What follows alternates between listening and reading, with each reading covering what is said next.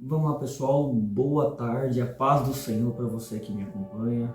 Eu estou aqui para mais um vídeo e no vídeo de hoje eu quero falar para vocês sobre um assunto muito interessante, um assunto que gera muita dúvida, muita conversa, muito debate, que é relacionado à vida de Sansão. Muitos dizem que Sansão morreu apenas, outros dizem que Sansão suicidou-se. Então, nesse vídeo hoje eu quero tratar disso com você. Quero esclarecer as suas dúvidas se ele se suicidou ou não.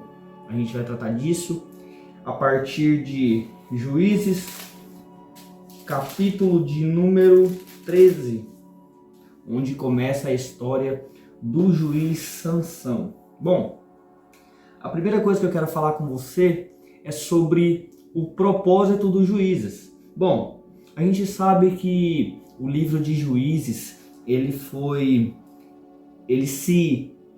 aconteceu no período após a morte de Josué e até o nascimento do profeta Samuel. Esse foi um período chamado de período teocrático pré-monárquico. O que significa? Bom, significa que, teoricamente, o governo do povo estaria relacionado diretamente com Deus. Deus seria o governante do povo. Mas nós sabemos que o povo de Israel oscilava entre estar agradável a Deus e fazer o que era mal aos olhos do Senhor. Se você ler o livro dos Juízes, maior expressão que é repetida com mais quantidade de vezes é: e o povo fez o que era mal aos olhos do Senhor. Mas no meio desses altos e baixos, no meio de opressões e escravidões, Deus levantou homens e mulheres para livrar o seu povo da opressão do inimigo e para julgar o povo de Israel.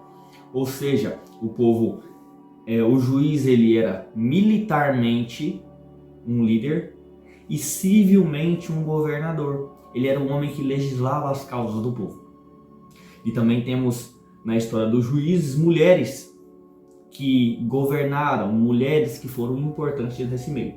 Bom, o propósito dos juízes, o primeiro propósito dos juízes era livrar o povo dos opressores. Bom, toda vez que o povo de Israel pecava, Deus permitia que uma nação oprimisse eles, escravizasse eles. Então o propósito do juiz era livrar o povo de Israel dessa opressão. O segundo propósito é resolver disputas e defender a justiça. Bom, depois de liberto, é certo que uma nação tem problemas a serem resolvidos, problemas internos e que precisavam de um discernimento para ser resolvido. Então o juiz ia atuar nessa área, em resolver essas disputas judiciais, brigas, roubos, mortes que haveriam. Bom, e no capítulo 3 nós chegamos a talvez o maior dos juízes, talvez o mais conhecido entre todos. Quem nunca ouviu falar de Sansão? Sansão era filho de Manoá e o nome de sua mãe não é registrado na sua história, só era registrado o nome do pai. E no capítulo 3 nós vemos que a sua mãe estava no campo e o anjo do Senhor apareceu para ela dizendo que ela teria um filho e que esse filho seria Nazireu e que ele iria livrar e julgar o povo de Israel. Bom, Sansão nasce. Sansão no capítulo 14 resolve se casar, mas nós sabemos a tragédia que deu esse casamento, porque essa mulher foi dada a outro homem e Sansão colocou fogo na vinha dos filisteus. No capítulo 16, Sansão é traído por Dalila.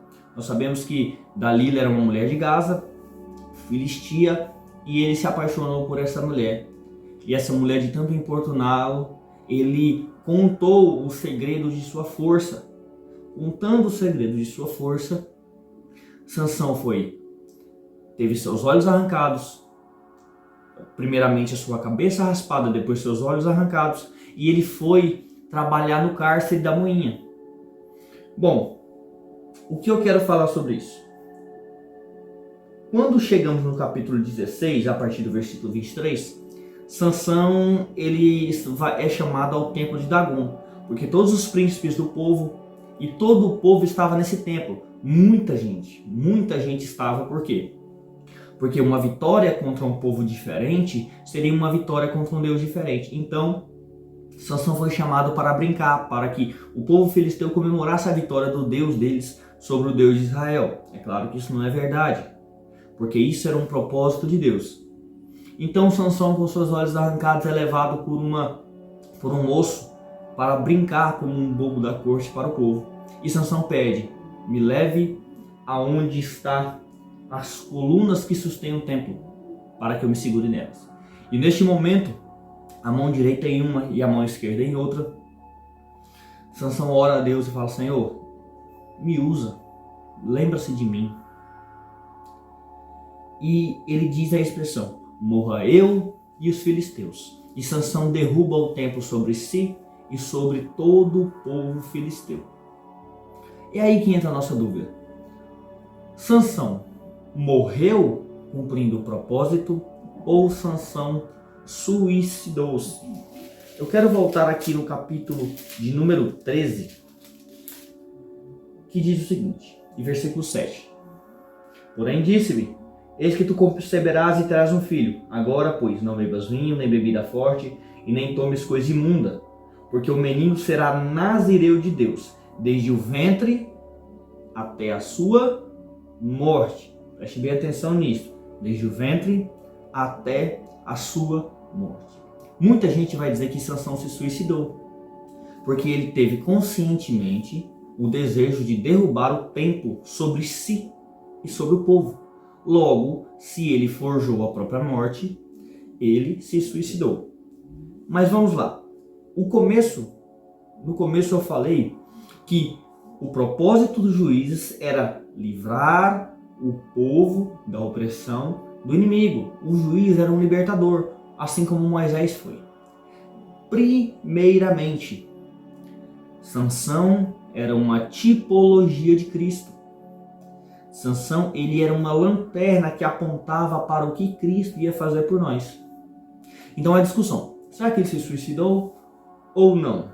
Bom, a minha resposta é: Sansão não se suicidou. Estava dentro do propósito divino, que é o versículo 7 do capítulo 13. Desde o ventre até o dia de sua morte, antes mesmo que Sansão nascesse, Deus já tinha declarado o seu nascimento e a sua morte como um homem consagrado a Deus.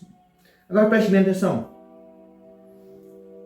Pelo fato de Sansão ser uma tipologia de Cristo e sendo um juiz libertador do povo que tipifica Jesus morrendo na cruz por nós, se Sansão se suicidou, Jesus também teria que ter se suicidado, porque Jesus diz que ninguém toma a vida dele, ele a dá e depois ele torna a tomá-la.